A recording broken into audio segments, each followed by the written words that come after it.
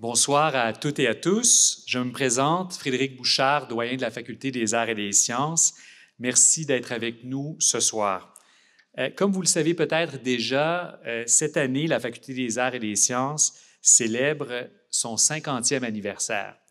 Donc, cela fait 50 ans que nous essayons de créer des carrefours du savoir, donc des lieux où nous permettons à des perspectives très diversifiées de se croiser et surtout de nous éclairer. Et donc, on est ravis que vous profitiez de ces occasions avec nous. Ce soir, pour la thématique « Le poids des guerres et de l'occupation des territoires », et nous avons le privilège d'avoir parmi nous des expertises variées. J'en suis très fier car, comme je le disais, l'objectif de notre faculté, c'est de faire croiser, justement, de permettre les croisements de ces expertises. Et vous le verrez, nous avons aujourd'hui des intervenants et intervenantes provenant des lettres, sciences humaines, sciences sociales, du journalisme. Et donc, on espère avoir un éclairage qui nous aidera à mieux vivre ou mieux comprendre une réalité très difficile de l'expérience humaine. Et on l'espère, puis ça, je dirais que c'est l'engagement de la faculté de l'université, que grâce au savoir, on peut se sentir un peu moins seul, un peu moins désarmé par rapport à un univers qui souvent est difficile à comprendre. Donc, j'espère que ça sera source, sinon de réconfort, au moins d'une certaine sérénité face à cette réalité difficile. Laissez-moi donc vous présenter d'abord Roxane Caron, professeure à l'École de travail social. Roxane s'intéresse à la fois aux difficultés et défis rencontrés par les personnes, notamment les femmes, en situation d'exil, mais aussi aux luttes, forces et stratégies qu'elle déploie pour survivre et s'adapter dans de tels contextes. À ses côtés se trouve Steve Geoffrion, professeur à l'École de psychoéducation. Il est également co-directeur du Centre d'études sur le trauma de l'Institut universitaire en santé mentale de Montréal. Et depuis plus de 15 ans, Steve étudie les troubles liés aux événements traumatiques. Nous avons également parmi nous notre collègue Catherine Mavrikakis, professeure au département des littératures de langue française. Ses œuvres s'intéressent à la mémoire traumatique et à l'histoire. Et Catherine a travaillé sur différents sujets tels la filiation, le deuil et la maladie dans l'écriture moderne. Nous avons aussi des invités, je dirais, de la grande visite. Nous avons Laura Julie Perrault, que vous connaissez déjà sûrement, chroniqueuse aux affaires internationales à la presse. Précédemment, elle a été éditorialiste et a couvert la politique internationale pendant 12 ans, signant de grands reportages dans plus de 40 pays. Son travail à l'étranger lui a valu plusieurs prix, dont un au concours canadien de journalisme. Et pendant 7 ans, elle a enseigné, c'est peut-être son fait d'armes le plus significatif, elle a enseigné en tant que chargée de cours le journalisme international ici même à l'Université de Montréal. Enfin, nous avons le grand plaisir de retrouver Chantal Srivastava à nos côtés, qui anime cette 4e discussion de la série grande journaliste à Radio-Canada. Elle nous a épaulés dans ces discussions et franchement, on est entre très bonnes mains ce soir. Chantal, un immense merci d'accepter à nouveau d'animer cette discussion.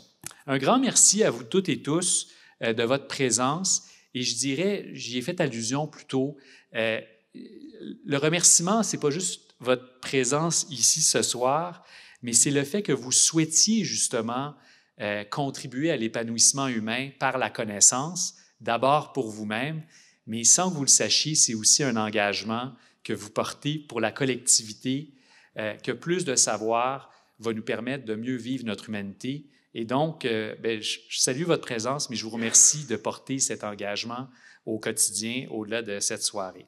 Et encore une fois, merci d'être avec nous pour célébrer notre 50e anniversaire, un 50 ans d'interdisciplinarité de la Faculté des arts et des sciences. Et surtout, je vous souhaite une très bonne soirée et une bonne discussion. Merci beaucoup. Merci.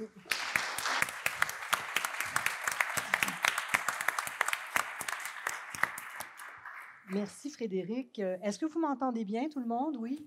Merci d'être là. Merci de passer ce début de soirée avec nous. C'est vraiment un grand privilège d'être ici ce soir pour vous accompagner en compagnie des 4 experts qui sont avec nous. Pour parler de ce sujet-là, Frédéric l'évoquait, qui est quand même quelque chose de touchant, de troublant. On ne parle pas de ça comme on parle d'une campagne électorale ou même des changements climatiques. C'est beaucoup plus profond et beaucoup plus prenant. Alors, je veux tout d'abord faire vraiment une mise en garde, vous inviter à être attentif à ce que vous ressentez, à vos émotions, à ce que ça peut évoquer aussi chez vous, mais peut-être chez d'autres à qui vous pensez. Puis les gens qui sont ici ont eu la délicatesse de souligner qu'il y avait des ressources pour des gens, que ce soit vous ou des proches à qui vous allez peut-être penser au cours des prochaines minutes. Donc, ces informations-là, vous les avez maintenant, on peut vous les donner, vous les distribuer. Alors, je tenais à faire à vous souligner que ces ressources-là sont disponibles. Premier élément d'information. Deuxièmement, vous voyez les caméras, hein, c'est filmé ce soir. Alors, je vous le dis parce que on va écouter les panélistes nous parler, mais par la suite, vous allez être invités à venir poser des questions, à leur poser vos questions. Ils ont la générosité d'accepter de parler avec vous, à livre ouvert, à cœur ouvert, de la réalité telle qu'ils l'aperçoivent. Alors, on vous invite à en profiter pour poser des questions. Le corollaire, c'est que vous allez être filmé, donc il faut que vous le sachiez avant de vous présenter au micro, mais j'espère que ça ne sera pas un frein pour vous, mais je tenais à vous le signaler. Alors, maintenant qu'on a dit tout ça, je pense qu'on peut plonger dans le vif du sujet. Puis, je leur ai proposé, j'ai eu la chance de leur parler ensemble, en pièces détachées. Puis, je pense que la meilleure façon peut-être de comprendre qu'est-ce qui les a rendus comme ils sont aujourd'hui avec le regard qu'ils vont partager avec vous ce soir, c'est peut-être de leur demander à tour de rôle d'expliquer, Roxane, on va commencer par vous, par rapport à ce poids des guerres, à l'impact, au traumatisme qui en découle pour les gens qui les vivent, pour les générations qui les suivent. J'aimerais savoir, vous, dans votre réflexion par rapport à ça, qu'est-ce qui vous a marqué? Pourquoi ça vous a marqué? Et comment ça vous a marqué? Et vous cassez la glace, mais Steve, Catherine, Laura, Julie vont y passer aussi. Donc, en résumé, là, pour qu'on comprenne bien à quelle enseigne vous logez à cet égard-là.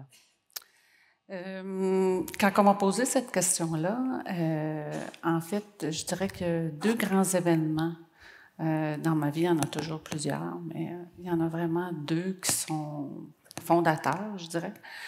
Le premier, c'est le fait que j'ai commencé à travailler comme coopérante. Donc, j'ai fait la coopération internationale en 2000. Je pense qu'on va faire un petit ajustement, mais... Un petit ajustement. C'est bon. D'accord. C'est bon. Donc, 2000, coopérante. Donc, 2002-2003, oui. Je me retrouvais au Kazakhstan, en Asie centrale. J'y ai travaillé pendant à peu près 1 an. Non, je n'ai pas travaillé auprès de réfugiés. C'était vraiment auprès de populations locales. Mais je suis revenue de là très critique, en fait, de la coopération internationale. Et ça m'a ramenée sur les bancs d'école en travail social. J'avais déjà une formation comme travailleuse sociale. Ensuite de ça, je dirais que le deuxième événement, bien évidemment, c'est le fait d'être allée au Liban, dans un camp de réfugiés palestiniens. Alors, le fait que ce soit un camp de réfugiés palestiniens, c'est important. Je vais sûrement en parler aujourd'hui encore un peu plus. Mais j'y suis allée dans un camp de réfugiés, d'abord pour ma maîtrise, pour mon doctorat. J'y ai habité pendant plus de 2 ans. Donc, pendant près de 2 ans, pour ma maîtrise, c'était 6 mois. Pour le doctorat, ça a été 2 ans, donc de 2009 à 2011. Et depuis, j'y retourne régulièrement. C'est sûr qu'une expérience comme celle-là, ça bouscule ta vie. Ça change totalement ton regard. Justement, les réalités des personnes réfugiées avec lesquelles tu vis quotidiennement, tous les jours. Hein. Donc, tu vis avec eux. J'avais un logis, j'avais des gens que j'appelle toujours d'ailleurs Baba et Maman.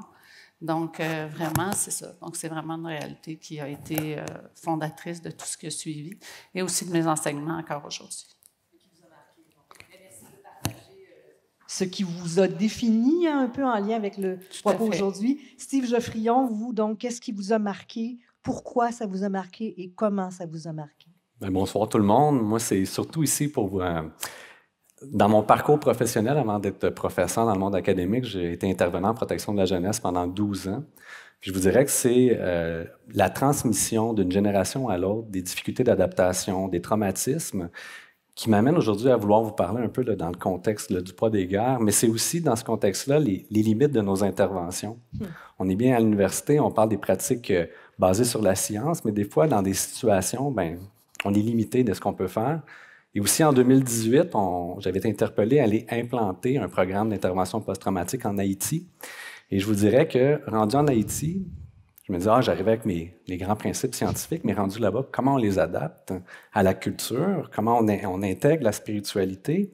Mais c'était surtout la résilience du peuple qui m'a vraiment, je vous dirais, flabbergasté. Puis qui m'a dit, je ne peux pas enseigner de la même façon. Puis quand je suis revenu ici, il fallait que j'intègre ça dans mes recherches. Parce que eux, le bagage de traumatisme, ils l'ont depuis longtemps, là. Exactement. Puis c'est vraiment intéressant quand on les écoute, puis on prend le temps d'intégrer ce qu'ils nous disent à nous, à nos pratiques plutôt nord-américaines d'intervention en trauma.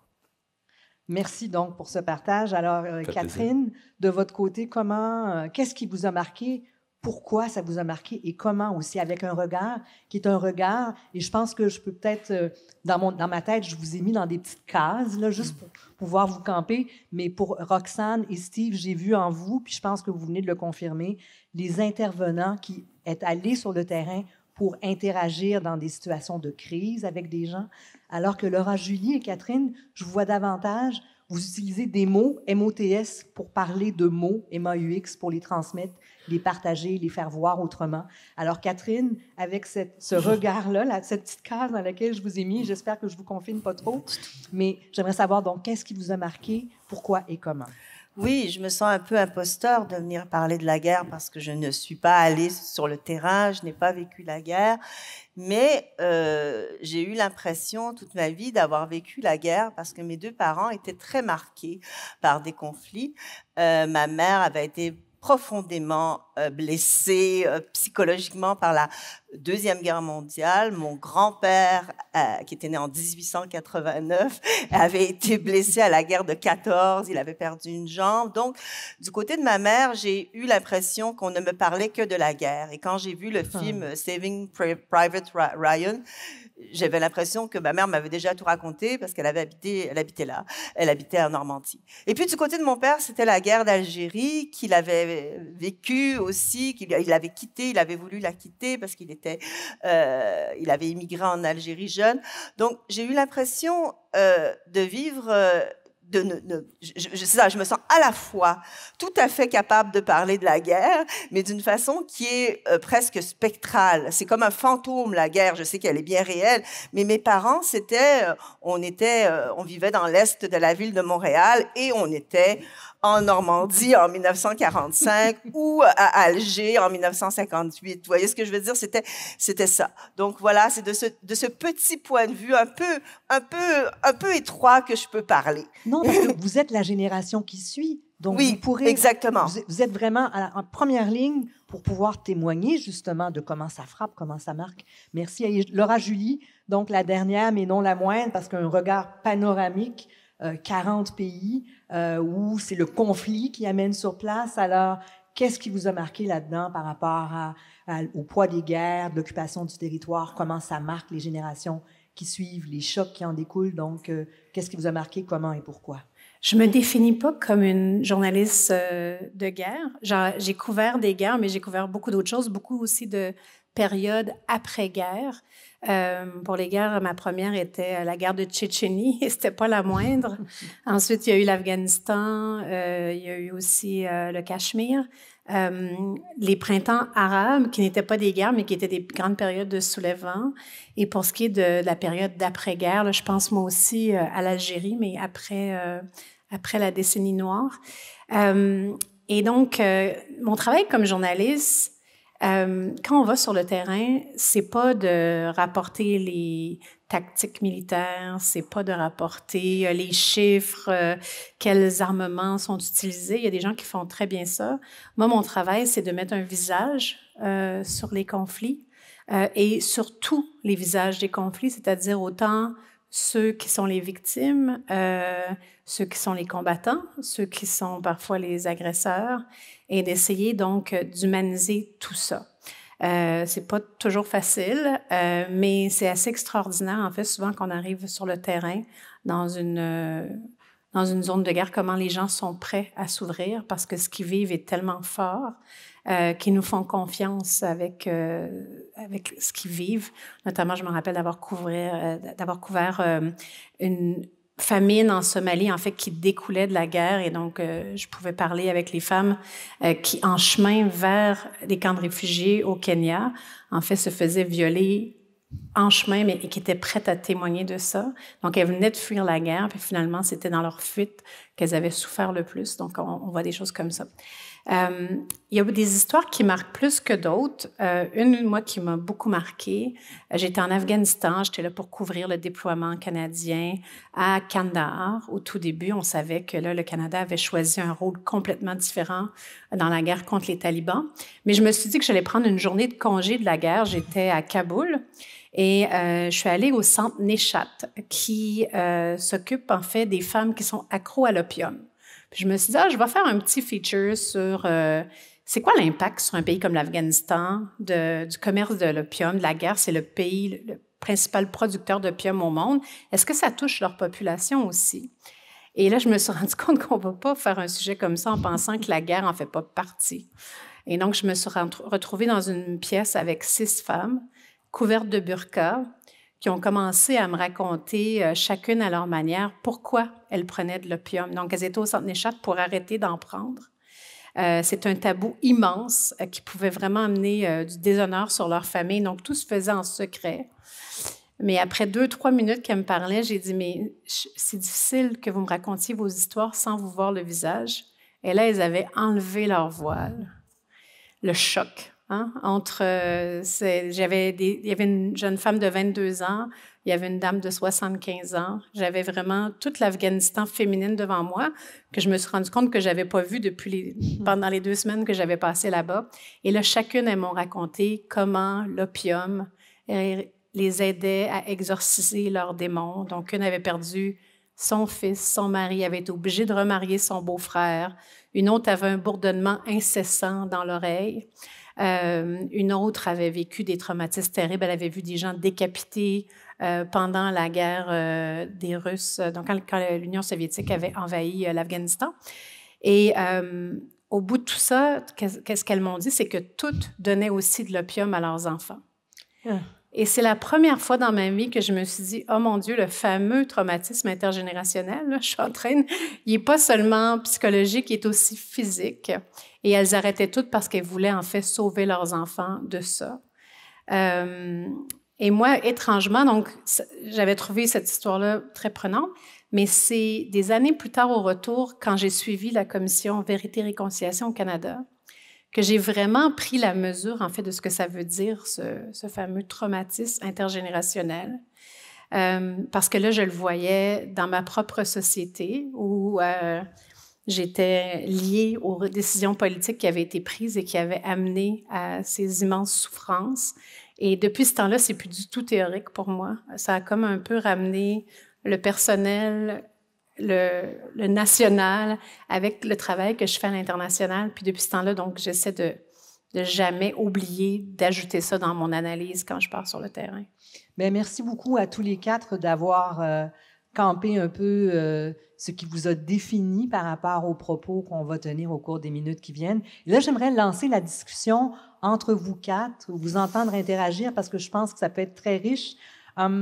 J'aimerais qu'on se campe aujourd'hui dans le présent, puis voir comment, à la lumière de ce que vous venez de nous raconter, comment vous voyez aujourd'hui le poids qu'a en 2022, le poids qu'ont ces guerres sur les générations actuelles, celles qui vont suivre, et aussi peut-être qu'est-ce qui pèse le plus lourd et qu'on ne voit pas, qui est dans notre angle mort, mais qui pourrait vraiment là, être bouleversant, puis nous amener à peut-être devoir faire des changements majeurs. Donc, Catherine, j'aimerais commencer par vous, peut-être, pour lancer la discussion avec... Vous disiez que vous vous sentiez un peu extérieure à tout ça, mais je pense que vous êtes la seule qui, d'emblée, a le moins de barrières et de contraintes pour aller droit au but, fouiller dans l'âme là-dessus. Hein? Oui, je vais peut-être commencer par une anecdote. Je suis partie au mois de février à Berlin parce que j'avais la possibilité d'aller travailler là un petit peu. Et c'était 2 jours après l'annonce de la guerre. Et les gens de mon âge, et j'ai une 60aine d'années, me parlaient de la guerre de façon tout à fait différente de ce que j'avais entendu à Montréal. Vous parlez de la guerre en Ukraine? Exactement, de la guerre en Ukraine. C'est pour vous dire aussi comment le traumatisme intergénérationnel est important. C'est-à-dire que ils étaient dans les premières journées étaient dans une énorme panique. À Berlin, on n'est pas, vous voyez, on n'est pas en Ukraine, mais on n'est pas loin. Et ils me disaient combien leurs parents, parce que ces gens-là avaient des parents de 80 et 90 ans, étaient dans un état extraordinairement anxieux à cause de ce qui se passait.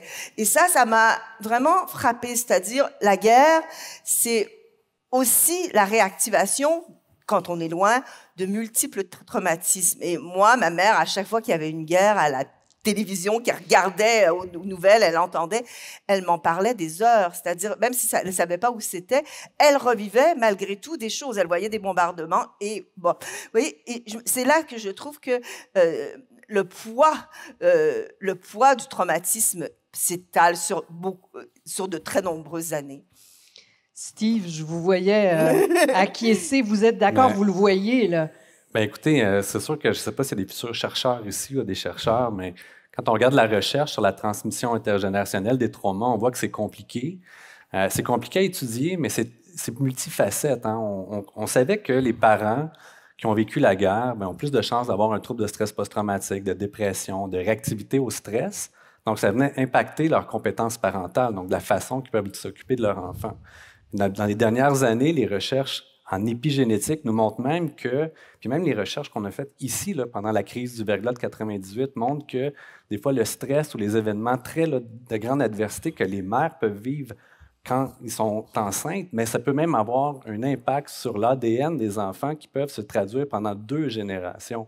Donc le poids des guerres, maintenant, on sait que c'est autant au niveau de la santé mentale des parents, de leur capacité à prendre soin de leur enfant, donc l'attachement que les enfants vont développer envers leurs parents, mais aussi on voit maintenant qu'il y a des marques au niveau de la biologie. Donc, non seulement on doit travailler le soutien psychologique de ces familles-là, mais on sait qu'il y a même aussi une empreinte biologique. Donc, celle-là, comment on la travaille? Puis, il y a une autre chose que vous avez parlé. Là, je ne veux pas vous poser la question devant tout le monde, mais si vous voulez répondre, allez-y. Mais souvent, les survivants, les parents vont vivre avec une culpabilité d'être survivants. Donc, ce que vous me contez, c'est peut-être ça aussi, qui est là, les enfants, même s'ils ne sont pas exposés directement à la guerre, mais de par la culpabilité des parents d'avoir survécu, le poids continue à être là. Donc, on se demande comment ça, nous, on a survécu, qui on a laissé là-bas. Donc, c'est sûr que là, moi, je vais m'arrêter, je pourrais partir longtemps. Mais cette notion-là d'étudier les traumas de façon intergénérationnelle, ça nous demande plusieurs études avec des cohortes, des longitudinales, plusieurs personnes. Donc, on est au balbutiement de comprendre à quel point ça peut laisser des traces pendant plusieurs années. Donc, il y a une étude scientifique qui peut être faite où on plonge dans l'épigénétique, donc les changements environnementaux qui influencent notre bagage génétique. Mais il y a aussi sur le terrain, puis Roxane, j'aimerais vous entendre là-dessus. Quand on vit cette situation-là au jour le jour, on doit voir ça, mais on doit aussi voir que l'humain est magique en ce sens qu'il peut aussi être résilient, heureusement. Oui, moi je dirais qu'assurément, on parle souvent, puis là je parle comme de formation de travailleuse sociale, souvent on pense à les problèmes, quels sont les besoins, mais les femmes que j'ai rencontrées, parce que j'ai beaucoup travaillé avec des femmes, oui, elles insistent sur leurs besoins quotidiens, les problématiques qu'elles rencontrent, mais en même temps, elles insistent que ce ne sont pas juste des aides de besoin, puis elles sont aussi des personnes qui ont des stratégies, des personnes qui sont effectivement résilientes. Moi, j'entendais plus que résilience, j'entendais résistance. Plusieurs femmes arabophones me disaient « Roxane, El Soumoud », ce qui veut dire « tenir bon, je tiens bon ». Ça, c'est un des messages, je pense, qui était tellement fort pendant plusieurs de mes recherches. Mais moi, je voudrais peut-être apporter quelque chose d'autre aussi dans nos discussions. C'est qu'on parlait, ce qui a parti un peu les échanges, c'est la question de l'Ukraine. Et moi, ce que j'entends souvent, c'est, Roxane, on nous oublie. On ne reconnaît pas qu'on est en situation de refuge depuis des années. Donc, ceux qui ne sont pas en Ukraine, mais qui vivent depuis des années, voire des décennies parfois. Exactement. Donc, ça peut être quelques années, ça peut être 10 ans, 20 ans, 30 ans, 50, 70. Et là, on parle de... Moi, je me suis beaucoup intéressée aux personnes qui vivent dans des camps de réfugiés. Donc, de vivre dans des camps de réfugiés, moi, à Bourg-el-Barajnais, où j'ai vécu pendant 2 ans, c'est un camp qui existe depuis 1948. Donc, il y a des générations de gens qui vivent et qui vivent encore là. Comment de femmes m'ont dit, Roxane, les murs, tous j'ai parce que je les ai montés. Ils sont tombés, je les ai remontés. J'ai eu mes enfants ici, je me suis mariée ici. Il y a des vies qui se passent dans des camps de réfugiés. Donc, ça a été quelque chose. Donc, toute la connaissance, toute la question, je dirais, de reconnaître et la question justement de l'oubli. On oublie qu'il y a des personnes qui vivent parce qu'on met le focus sur des situations qui sont actuelles. Moi, souvent, c'est OK, ça débute. Et là, dans ma tête, je pense à OK, le déplacement, la route. Ensuite, qu'est-ce qui va se passer? Est-ce que ça va cesser? Point d'interrogation. Et là, c'est ça. Ma tête, c'est sûr qu'elle arrive rapidement à est-ce que ça va durer? Est-ce que ça va perdurer? Ce que j'ai vu beaucoup et ce que je vois encore. On parle quand même de 74 % des personnes réfugiées dans le monde actuellement, c'est des situations prolongées. Donc, de minimum 5 ans. Donc, c'est quand même 74 % des personnes réfugiées. Là. Et pas toutes vont vivre dans des camps de réfugiés, mais beaucoup. Donc, c'est ça. Il y a beaucoup de points d'interrogation au bout de ma phrase. Là, mais... Je vous voyais réagir, Laura Julie, parce que ça interpelle les médias. Vous n'êtes pas, donc, vous ne portez pas les médias sur vos épaules, heureusement pour vous. Mais ça, quand on parle de cette notion d'oubli, ça interpelle quand même les images. On s'en rend compte. Moi, je veux dire, on parle des camps de réfugiés palestiniens, mais les Afghans me disent à ceux que je parle ces temps-ci, on nous a déjà oubliés, c'est arrivé il y a 1 an. On parle presque plus de la Syrie, le conflit au Tigré, au Boboy. Hein? Donc, il y a beaucoup de choses comme ça qui sont dans notre angle mort. Et c'est vrai qu'on dirait que souvent, une crise efface les autres. Mais je pense que c'est notre travail aussi d'y revenir. Alors, il y a l'Iran aussi en ce moment. Donc, il y a toujours des crises intéressantes. Puis c'est normal qu'on couvre la nouveauté. Mais je pense qu'en tout cas, on fait des efforts aussi pour revenir dans le temps. Donc, les anniversaires, souvent, vont nous servir justement à dire, bon, mais comment ça se passe, tel ou tel conflit. Ça les ramène à notre mémoire. Mais c'est vrai qu'il y en a aussi quand même beaucoup dans le monde. On sait aussi qu'on s'inquiète pour ce qui se passe en Haïti. Donc, à un moment donné, on a l'impression, en tout cas, surtout quand on couvre l'international, c'est considéré comme un beat. Mais moi, j'ai dit, mais mon beat, moi, c'est 195 pays. C'est beaucoup de beats, là. C'est vraiment beaucoup, beaucoup. Donc, à un moment donné, on a l'impression d'avoir toutes sortes de chaudrons au four, de pas toujours les attraper au bon moment, mais on essaie de garder ça en tête. Mais c'est vrai que je pense pour les gens, en tout cas, moi, je l'entends, la détresse au téléphone. Et justement, les gens du Centre Néchat, où les femmes essayaient de se débarrasser de leur dépendance à l'opium, je les ai recontactés l'année passée, après ce qui s'est passé avec les talibans. Puis depuis ce temps-là, à peu près à toutes les 3 semaines, je reçois un texto où on me dit « Ne nous oublie pas ». C'est de pire en pire lourd, donc c'est ça. L'oubli, le poids de l'oubli qui est un élément majeur. Est-ce qu'il y a autre chose, donc, qui est très lourd dans ce poids que font porter les guerres sur les personnes qui les vivent, celles qui les côtoient, sur leur descendance? Est-ce qu'il y a des éléments que vous voyez et que vous dites, ça, on n'en parle pas assez? Catherine? Ben, je ne sais pas s'il y a des choses dont on ne parle pas assez, mais moi, à travers ce qui vient d'être dit, ce que j'entends aussi, c'est la normalisation de la guerre pour ceux et celles qui la vivent. C'est-à-dire, je pense à un texte d'une écrivaine qui s'appelle Agota Christophe, qui a écrit Le Grand Cahier. En général, les gens le lisent même, ce livre-là, au secondaire. Mais c'est comment des gens sont, c'est ce que vous disiez aussi, Roxane, des gens s'habituent à vivre pendant la guerre. C'est-à-dire, l'horreur, elle devient quotidienne. Alors, il y a bien sûr les pays qui ne sont pas en guerre qui oublient, mais il y a aussi quelque chose qui est je pourrais dire, cette familiarisation avec l'horreur qui est aussi, qui me semble aussi très grave, très, très douloureuse, particulièrement pour des enfants. Je pense justement au Grand Cahier d'Agota Christophe. Et je ne sais pas si vous le sentiez ça, où il y avait toujours un mouvement comment dire, de rejet où il y avait quand même on a appris à vivre. Comment c'était senti? On a appris à vivre avec. On a définitivement appris à vivre avec. Combien de fois j'avais des femmes, encore là ça remonte à 2009-2011, quand j'ai habité quand même longtemps, et plusieurs femmes me disaient, ben la valise est prête, littéralement. Tu sais, je veux dire, c'est quelque chose qu'on s'attend à tout moment parce qu'on vit. Parfois, des femmes vont dire, bon, on vit. C'est une vie suspendue. C'est une vie en attente. Je me souviens très bien, Michel Agier, qui est un anthropologue qui a beaucoup travaillé sur les réalités dans les camps, parle beaucoup de ça. Moi, je disais, c'est une vie en attente pas mal occupée, par exemple. Parce que c'est ça, je veux dire, la vie continue, etc. Donc, mais il y a on ne sait jamais, vie suspendue, beaucoup d'inconnus. Ça demeure que c'est le quotidien, puis on le sait jamais. Donc ça, je dirais qu'effectivement, je l'ai vu souvent. Et ça arrive vraiment à être une vie, pas seulement de la survie? Oui, ça, c'est une autre question. Moi, c'est lourd pour la descendance. Moi, je trouve que c'est actuellement, bien sûr, là, je vais parler des expériences que je connais. Là, si on regarde la situation au Liban actuellement, c'est 80% de la population libanaise qui vit sous le seuil de la pauvreté. Donc, en plus, on rajoute, si on regarde les personnes réfugiées, c'est 90% des personnes qui vivent. Donc, c'est vraiment aussi une lutte pour toutes les groupes qui vivent sur ce territoire. Donc, j'y étais l'été dernier, en juin. Je peux pas dire qu'on est dans de la vie. Moi, je trouve qu'on est dans de la survie. Parce que même pour les gens, ici, on sent vraiment à quel point on est privilégié quand on regarde justement la situation au Liban.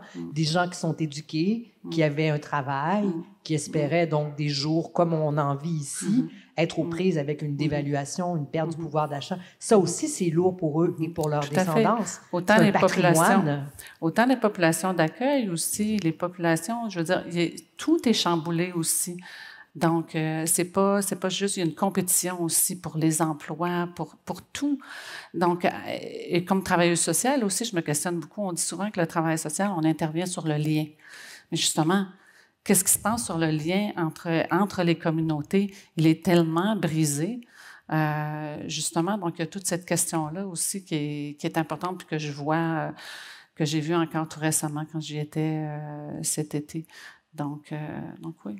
On était loin de nous, mais Laura Julie, j'aimerais revenir sur quelque chose que vous avez dit un peu plus tôt, sur la commission Vérité-Réconciliation qui vous a allumé des choses dans votre tête là, sur le poids des guerres, sur les générations subséquentes, l'occupation du territoire. J'aimerais ça vous entendre là-dessus, que vous élaboriez un peu plus votre pensée sur comment ça vous a ramené, ancré ici, là, dans votre perception de cette réalité-là, que vous avez peut-être commencé à côtoyer à l'extérieur. Comment ça m'a ramené?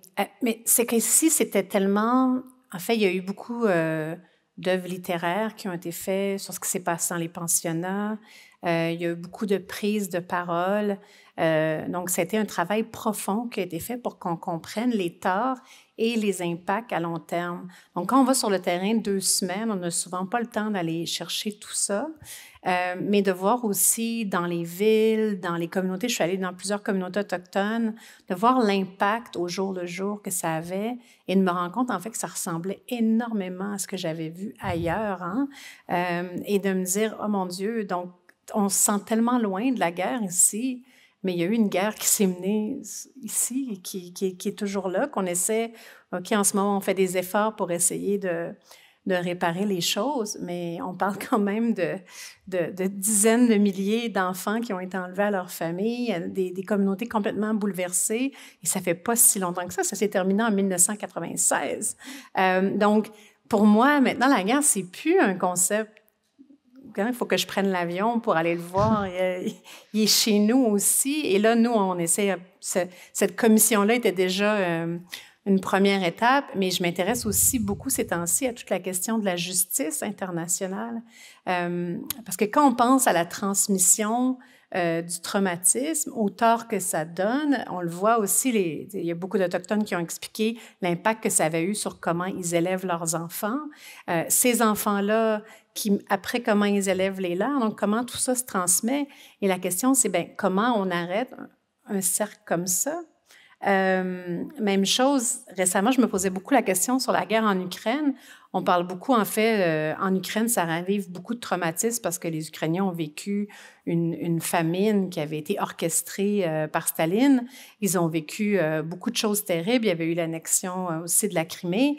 Mais chez les Russes aussi, il y a eu une manipulation extraordinaire de leur traumatisme de la Deuxième Guerre mondiale, où ils ont perdu 20 millions de personnes, de leur traumatisme de l'Union soviétique, où il y a eu des tonnes de crimes qui n'ont jamais été expiés, et leur traumatisme des années 90, où ils ont crevé de faim, c'est les années que j'ai vécues en Russie. Et tout ça, maintenant, est manipulé par le pouvoir pour leur faire accepter une guerre.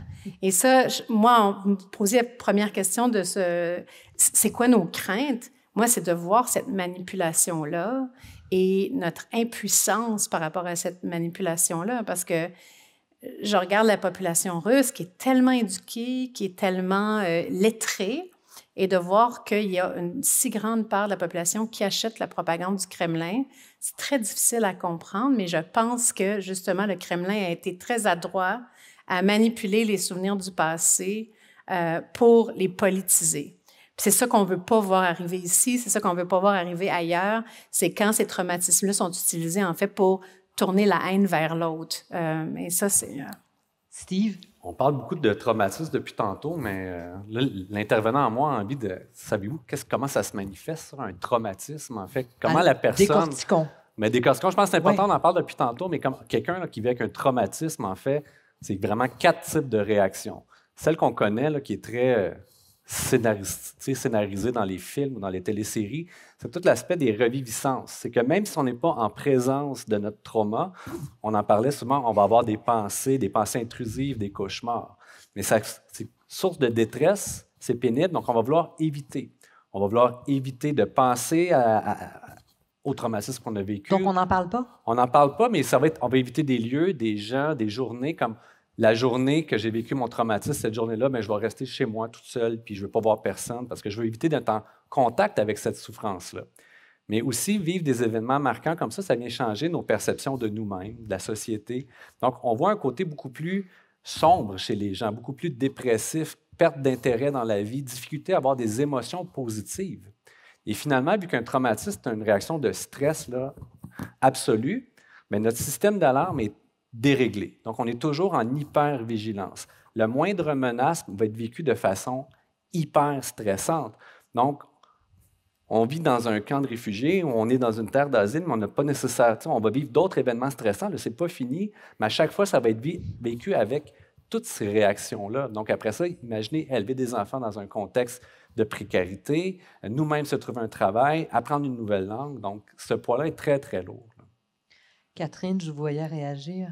Oui, je voudrais revenir sur ce que vous disiez. Je trouve ça très intéressant, ce que vous dites sur la manipulation idéologique du traumatisme.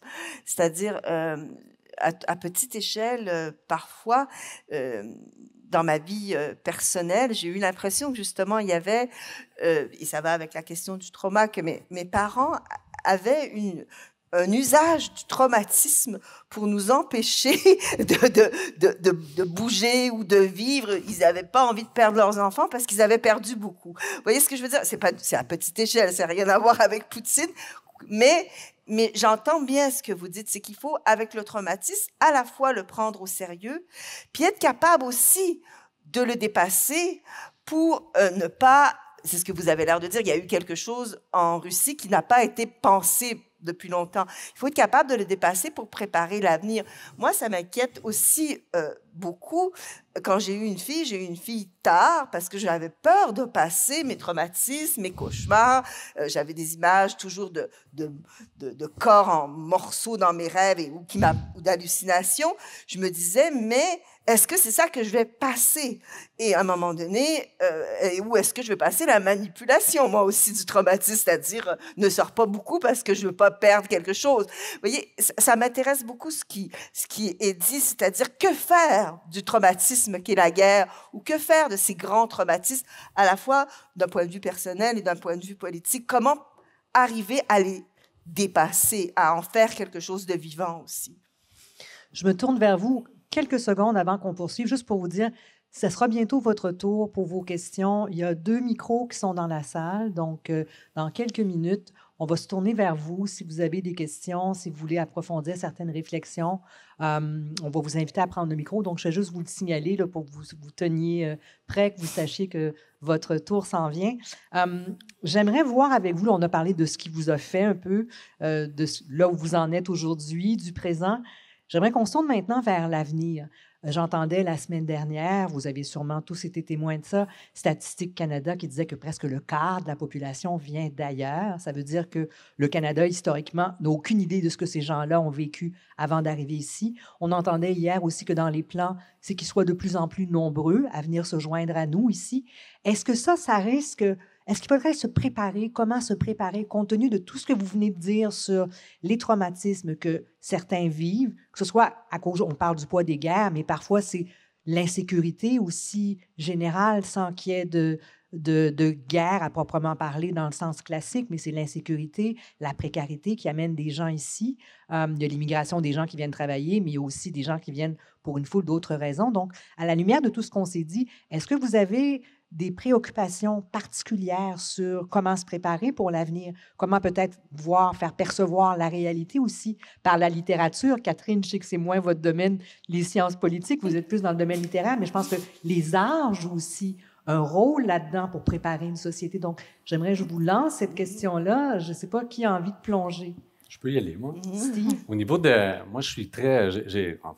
C'est plus la pandémie, je vous dirais que dans ce contexte-là aussi, qui nous a beaucoup sensibilisés à la notion de la santé mentale et de la pénurie de personnel. Okay?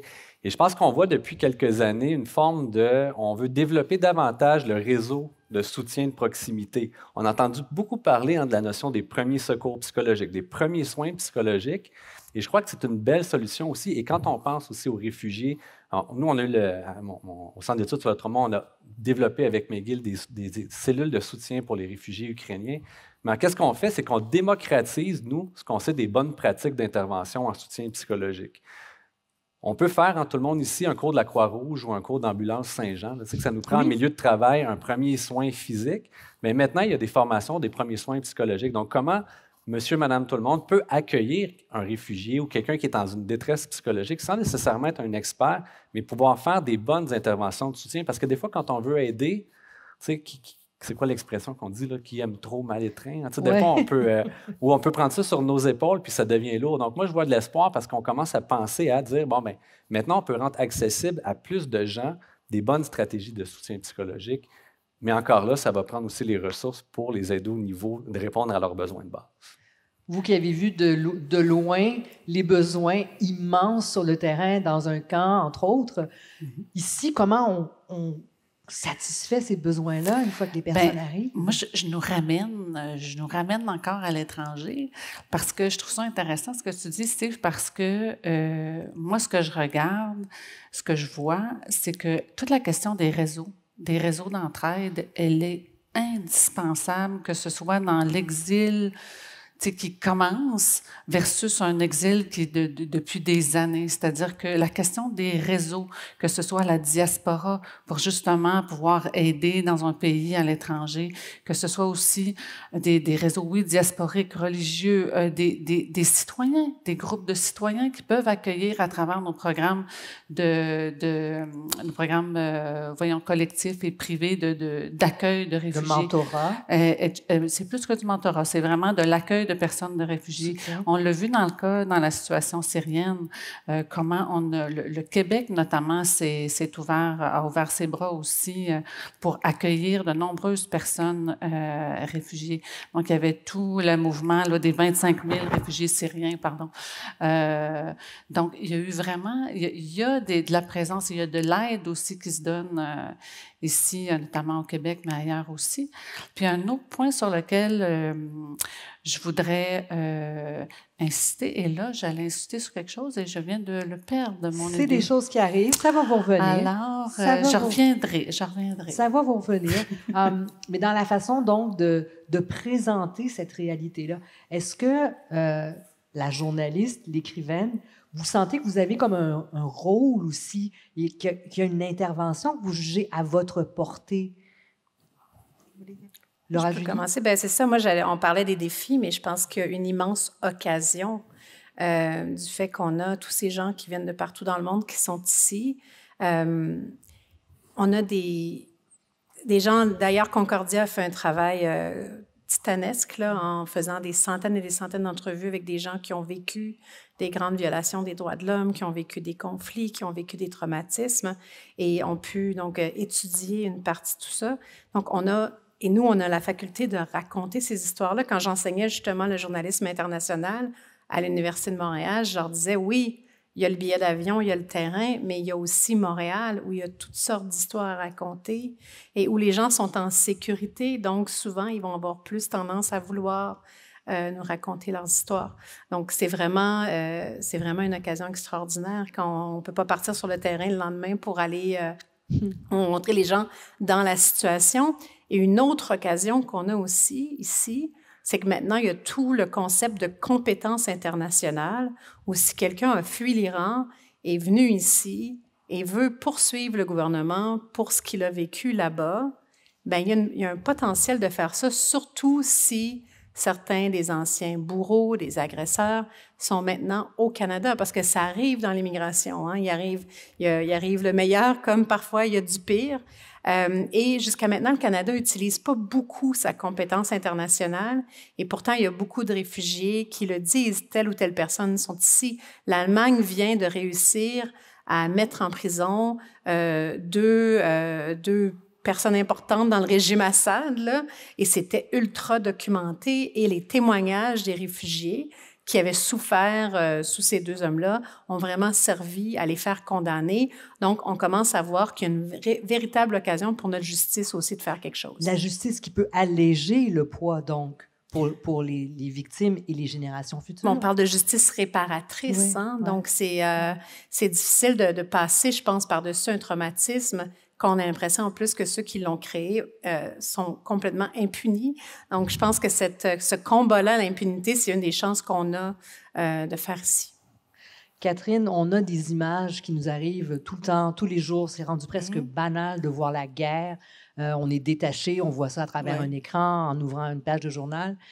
Quand l'artiste en vous, l'écrivaine en vous, quand vous regardez ça, cette iconographie de la guerre là, dans les médias, quel est le rôle des médias, mais surtout de l'art, pour peut-être faire percevoir autrement puis alléger ce poids-là aussi? Je vais c'est peut-être la professeure de lettres qui va vous répondre plus que l'écrivaine, mais il y a Monsieur le doyen Frédéric Bouchard parlait de savoir tout à l'heure. Et il y a différents types de savoir, c'est-à-dire qu'il y a le savoir des journalistes qui vont nous donner certaines informations, mais il y a un savoir aussi que les livres qui ont plus de distance, que la philosophie, la littérature peuvent donner sur la guerre. Un savoir qui est peut-être moins à chaud, mais qui va permettre aussi un type d'empathie qui est peut-être aussi moins idéologique ou qui est peut-être aussi moins émotif, même s'il est émotif, mais c'est une expérience. La littérature, c'est pas nécessairement revivre les choses de la même façon. Donc, moi, j'ai l'impression que face à cette... Bon, il y a énormément d'images de la guerre. Des fois, on vit une espèce d'anesthésie. Adorno parlait de ça. Il disait, dans Minima Moralia, il disait déjà, on a l'impression qu'on vit tellement. Il y a comme on a l'impression de vivre quelque chose qui est faux, tellement ça nous concerne plus tellement il y a d'images. Qu'est-ce qui fait qu'on peut retrouver une authenticité de ces images? J'ai presque envie de dire c'est l'art. C'est l'art qui va arrêter l'art comme défamiliarisation. C'est-à-dire, malheureusement, quand on voit des choses à la télévision le soir, c'est une après l'autre, puis ça va vite, puis il faut que ça continue, puis alors que l'art vous permet de le voir dans un autre contexte, avec une autre façon de penser, en vous donnant un autre regard. Donc, moi, je vais plaider pour l'art, c'est mon travail, mais j'ai l'impression qu'il y a différents types de savoirs qui sont en fait complémentaires. Et je voudrais pas simplement j'ai l'impression de dire du mal du journaliste. Non, il faut absolument qu'il y ait des journalistes, peut-être avant tout, vous voyez ce que je veux dire? Mais il faut qu'il y ait différents types de discours dans une société pour qu'on puisse se faire une vraie idée et devenir peut-être plus empathique face à des choses qui ne nous permettent pas de l'être tout de suite. Puis dans le feu de l'action, je me tourne vers les deux intervenant, pardonnez mes guillemets, mais je pense que ça peut jouer un rôle aussi d'avoir cette soupape qui est l'art pour peut-être que les traumatismes pèsent moins lourd sur soi, sur les générations qui suivent. Est-ce que je me trompe? Je peux y aller, mais en fait, je suis un peu... Vous avez été poli, moi, je vais être un peu plus critique. On en avait parlé un petit peu avant. Moi, je me pose beaucoup la question, mais est-ce que les médias nous bombardent trop? Puis, comment ça peut jouer sur notre propre anxiété?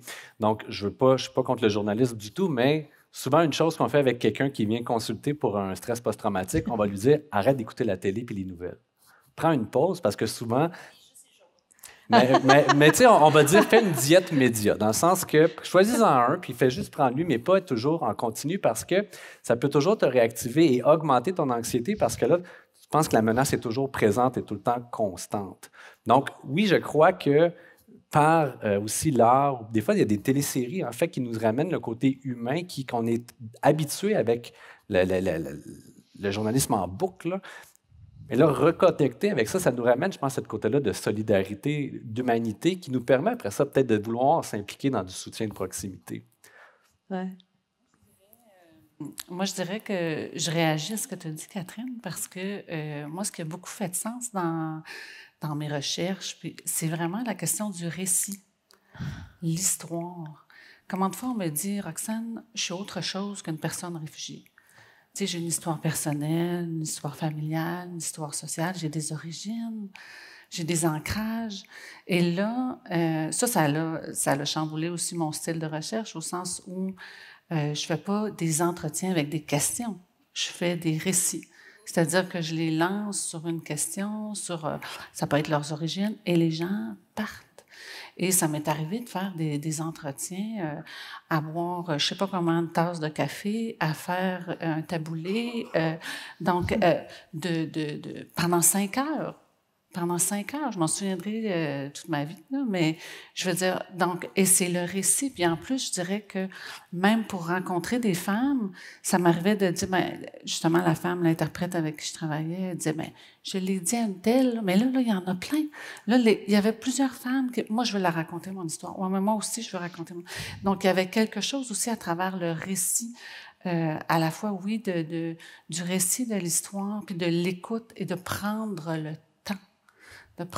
temps, ce que j'ai moins, je pense, ce que mes étudiantes ont moins ici. Donc, je pense justement, je fais le lien avec ça, justement, parce que dans un contexte où tout va vite, on est ici. Donc, tout le travail en interculturel, alors là, pas juste auprès de personnes réfugiées, immigrantes, mais moi, je dis souvent aux étudiants, aux étudiantes, ça prend du temps. Il faut le prendre, le temps. Parce qu'une histoire, ça ne se prend pas en 5-10 minutes sur le bord d'un lit, peu importe. Ce que j'entends, c'est une salle d'urgence. Faire le récit, raconter, c'est important. Ça permet peut-être aussi d'alléger le poids pour soi et donc pour ceux qui suivent. Ça permet aussi de se réinventer, le récit. C'est-à-dire que on peut raconter un récit 1000 fois de la même façon, mais peut-être qu'à la 1001e fois, on va pouvoir voir quelque chose d'autre devant, quelque chose de plus joyeux ou de plus... ça bouge, le récit. On n'a pas... Et c'est ça, il y a une part, ce que vous disiez, faire un taboulé en même temps, toute une part d'invention, d'improvisation, que moi, ce que je trouve dans les images, souvent, et c'est pour ça que je suis d'accord avec vous pour la presse écrite, tout à fait, c'est que c'est des images souvent très préfabriquées, c'est toujours les mêmes, alors que ce que vous cherchez, c'est de la singularité, c'est de réintroduire un individu dans son récit aussi, pas qu'on lui impose un récit en lui disant « oui, tu as vécu la guerre », voilà. Vous voyez, c'est retrouver le sens d'une individualité, puis je pense que vous aussi, vous faites ça dans votre travail, non? Les thérapies les plus efficaces pour le traitement d'un stress post-traumatique, c'est d'amener la personne à refaire le récit à répétition d'événements traumatiques parce que dans sa mémoire autobiographique, il y a seulement les éléments de danger et tout le contexte extérieur, les singularités, comme vous disiez, ont été un peu effacés. Donc, à refaire le récit, on voit finalement, il y avait autre chose que juste le trauma. Donc, la mémoire autobiographique, les gens vont cesser de se définir comme « moi, je suis le résultat de tel événement », mais plutôt « non, je suis plein d'autres choses ». Et c'est ce qui amène la personne à, on ne guérit pas du stress post-traumatique, mais on apprend à mieux l'accepter et gérer mieux les réactions de stress post-traumatique. Vivre avec. Vivre avec. Je peux me permettre quelque chose? Je veux juste, avant qu'on poursuive, je vous trouve timide, mais je comprends que c'est un sujet qui peut être intimidant, mais ne vous gênez pas, s'il vous plaît, parce que maintenant, d'après le plan de match qu'on avait pour cet événement-là, la parole est à vous. On pourrait continuer de parler sans souci, mais si vous avez des questions, des commentaires, je vous invite vraiment à venir les formuler avant qu'on vous dise « Ah, là, on n'a plus de temps. » Puis la soirée est terminée. Alors, Laura Julie, le temps que les gens se présentent. Oui, j'allais dire que ça me rassure ce que vous venez de dire, Steve, parce que quand on est sur le terrain, parfois, les gens nous confient des histoires, mais horribles. Et on se dit, mais pourquoi ils me font confiance? Ils me connaissent pas, je leur ai donné une petite carte d'affaires. Tu sais, il me semble que c'est pas beaucoup, mais je suis contente de vous entendre dire que peut-être, d'une certaine manière, ils se font du bien aussi en nous racontant leur histoire, parce que c'est toujours quelque chose, en tout cas, qui reste en nous. Est-ce que je vais faire du tort en faisant mon travail? On veut pas ça. Et donc, tant mieux si... puis je pense que c'est ça, les gens, on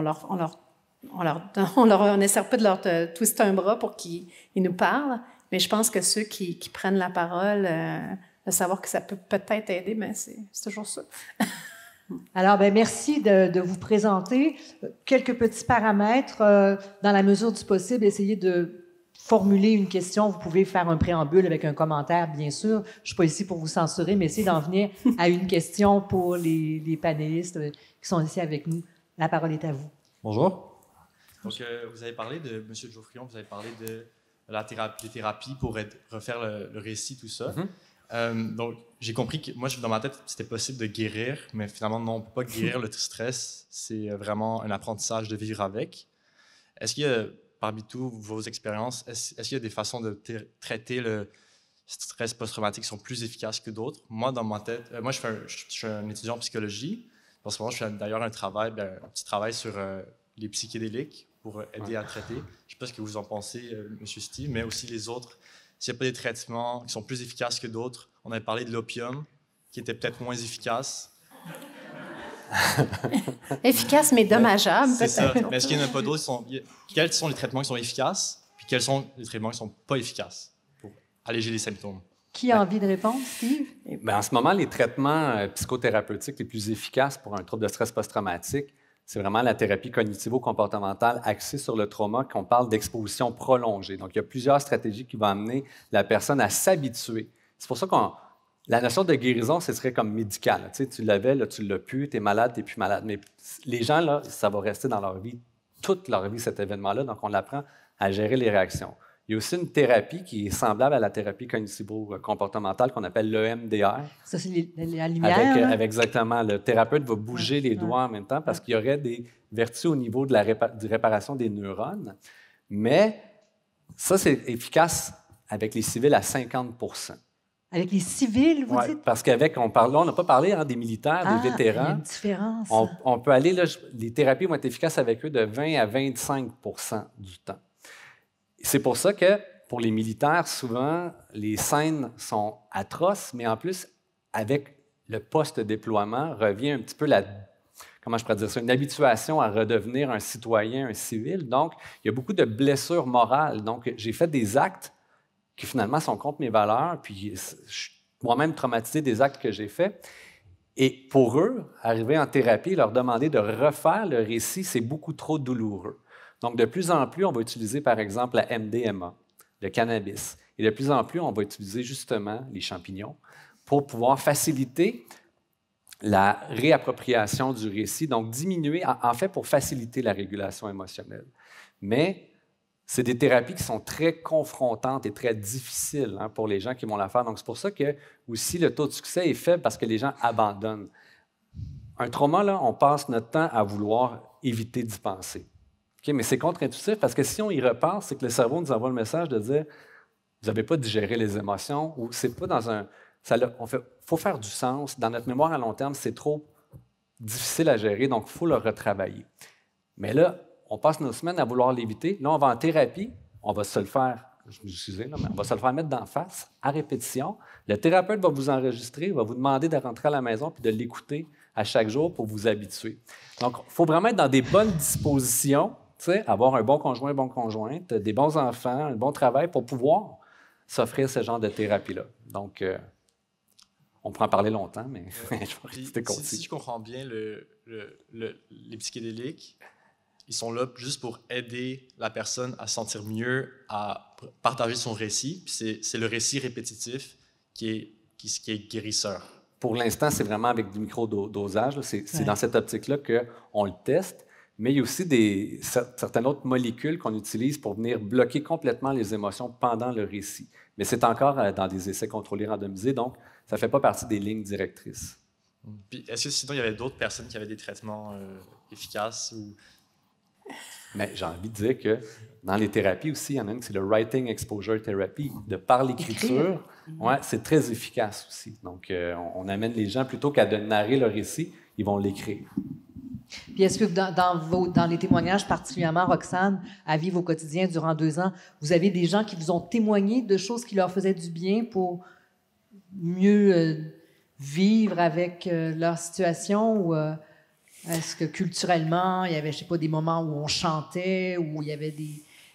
Assurément. Oui. Assurément. La vie continue quand même. Moi, j'allais dire la danse. La danse. La danse, moi, j'étais beaucoup, bien sûr, avec des femmes, mais la danse, ah oui, ça me fait sourire. Mais oui, justement, partager les repas, faire les repas.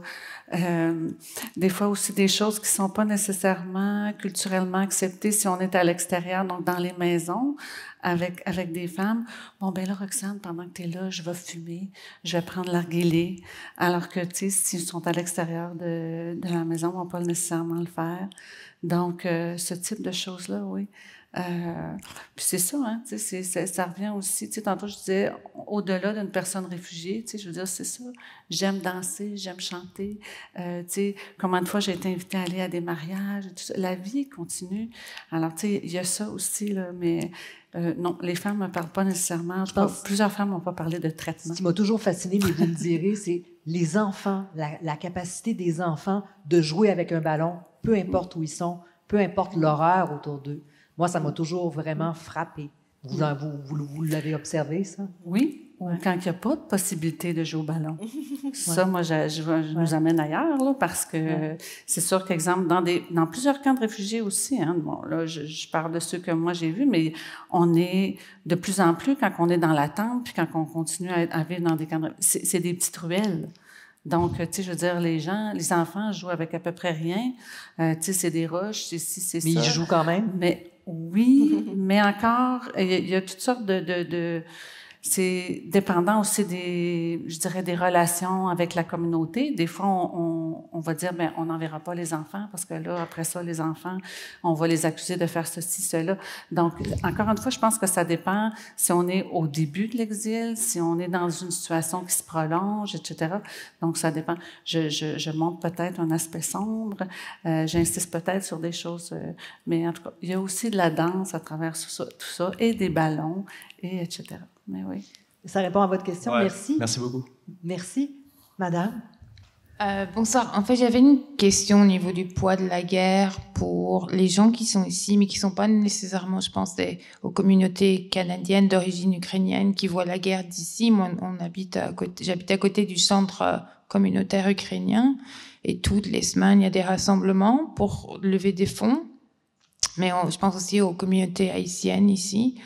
Mais même ceux qui ne sont pas nécessairement nés là-bas, quel est le poids de la guerre pour eux? Est-ce qu'il y a une forme de traumatisme ou de sentiment de culpabilité de finalement pas être là-bas?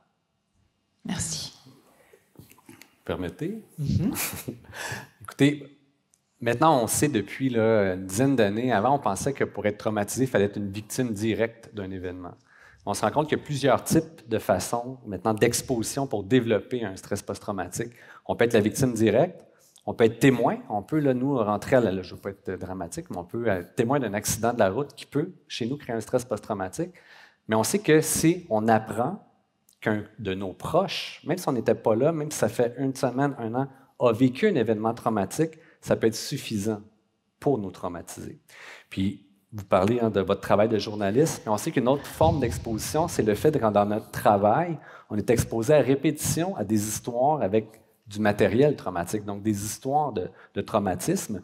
On peut nous-mêmes développer un stress post-traumatique. Donc oui, les gens qui ont des proches qui vivent la guerre peuvent eux-mêmes en développer les mêmes réactions de stress post-traumatique au même titre que s'ils avaient été des victimes directes. Et souvent, ça va avoir un petit peu plus de difficulté à le gérer parce qu'il y a la culpabilité de dire qu'est-ce que je pourrais faire. Et là, on est dans l'inaction et dans l'impuissance. Et ce sentiment-là qu'on n'a pas de contrôle fait en sorte qu'on se maintient dans les réactions de stress post-traumatique. Merci. La parole est à vous. Par curiosité pour Roxane, vous êtes allée travailler dans quel camp de réfugiés palestiniens au Liban? Bourget el Barajneh. C'est le seul? Et en fait, c'est sûr, c'est celui que j'habitais. Ouais. Mais assurément, pendant toutes les années, comme je dis, je retourne. Donc, je vais dans des camps palestiniens, des camps officiels palestiniens, mais je vais aussi dans des campements syriens, etc. Mais j'habite à chaque fois que j'y vais. La seule fois que je ne l'ai pas fait, d'ailleurs, c'est l'été dernier parce que je suis allée trop. 2 semaines, c'est pas assez. Donc, c'est la seule fois que je n'ai pas habité à Bourget el Barajneh. Mais habituellement, je retourne dans les camps. C'est comme mon point central. Puis après, je vais bouger, exemple, au Liban, mais je suis allée aussi en Syrie, en Jordanie. Donc, c'est ça. Donc, sur le territoire. Pour le bénéfice, Roxane, de ceux qui ne connaissent pas ce camp, pouvez-vous nous le décrire en quelques mots? On parle de quoi? C'est où? Combien de personnes? Depuis quand? Bourget el Barajneh est en banlieue sud de Beyrouth. On parle à peu près d'un espace d'1 km². Moi, quand j'y habitais, on parlait de 20 000 personnes sur 1 km². Actuellement, on parle davantage de 40 000 personnes sur le même espace. Puis pour donner un exemple, moi, je vivais dans un logement, je pouvais littéralement enjamber pour rentrer dans la maison de la voisine. Donc, c'est à ce point où c'est un labyrinthe de ruelles. Donc voilà, c'est vraiment de petits espaces avec des bâtisses qui peuvent monter sur plusieurs étages. Mais encore là, il y a une grande diversité aussi de conditions de vie. Donc, diverses habitations que j'ai pu voir qui sont, exemple, ça va être de la tôle, d'autres, ça va être des habitations de ciment, etc. Mais avec les années, ça a été reconstruit, déconstruit, etc. Donc, c'est aussi habité comme plusieurs Libanais aussi. Donc, l'électricité n'est pas courante toujours. Moi, dans les habitations que j'ai habitées, il n'y avait pas non plus de ce qu'on appelle les ishtirak, c'est-à-dire comment on appelle? C'est-à-dire que quand il n'y en avait pas, j'étais à la chandelle. Alors, voilà. Et l'eau? Et l'eau, ben de l'eau courante, mais moi, dans les habitations que j'ai habitées, c'était de l'eau saumâtre, donc de l'eau salée. Donc, j'allais chercher mon eau chez mon voisin. J'allais acheter mon eau chez mon voisin, monter mon eau, etc. Donc, mais c'est le quotidien. Je ne sais pas, c'était pas le mien seulement, c'est le quotidien de d'autres personnes. Des femmes aussi parlent beaucoup du développement de problèmes de peau. J'en ai développé aussi. Souvent, c'est ça, quand j'arrivais moi-même dans des camps de réfugiés, pour certaines entrevues, des femmes me disaient: tu connais Roxane, on te voit, tu restes ici avec nous tout le temps. Tu n'as pas besoin que je t'explique qu'est-ce que c'est les camps de réfugiés ou qu'est-ce que c'est la vie en camp de réfugiés. Je dis oui, moi je suis ici pour quelques mois, j'y suis pour 1 an, 2 ans. Vous êtes ici depuis... Depuis combien de temps? On parle de plus de 70 ans pour plusieurs personnes palestiniennes. Des personnes syriennes actuellement. Il a commencé, j'étais au Liban, donc en 2011. On est aujourd'hui en 2022. Donc, on est aussi dans des situations prolongées pour plusieurs personnes réfugiées syriennes. Donc, voilà. Et qui vivent aussi pas dans des camps officiels. Là, on embarque dans tout un autre champ, là, mais dans des campements. Les tentes existent encore aujourd'hui. Donc, voilà. Donc, on vit dans une tente pendant près de 11 ans, élever des enfants dans des situations comme ça, etc. C'est... ouais. Mais merci de nous avoir fait voir autrement que seulement en le nommant. Est-ce que ça répond à votre question? Je voulais juste dire merci beaucoup. Je veux juste vous signaler qu'il reste à peu prais une vingtaine de minutes. J'aime pas faire la dictature du chrono, mais je vous le donne juste pour vous donner un ordre de grandeur. Donc, si vous voulez vous diriger vers le micro, vous pouvez le faire. Mais je vais essayer de contrôler donc le temps pour que les personnes qui sont présentes maintenant puissent s'exprimer puis qu'on puisse leur répondre. Alors, je pense que c'est à vous. Bonjour, merci. Moi, je suis également étudiante en psychologie et je m'intéresse beaucoup à la formation des thérapeutes.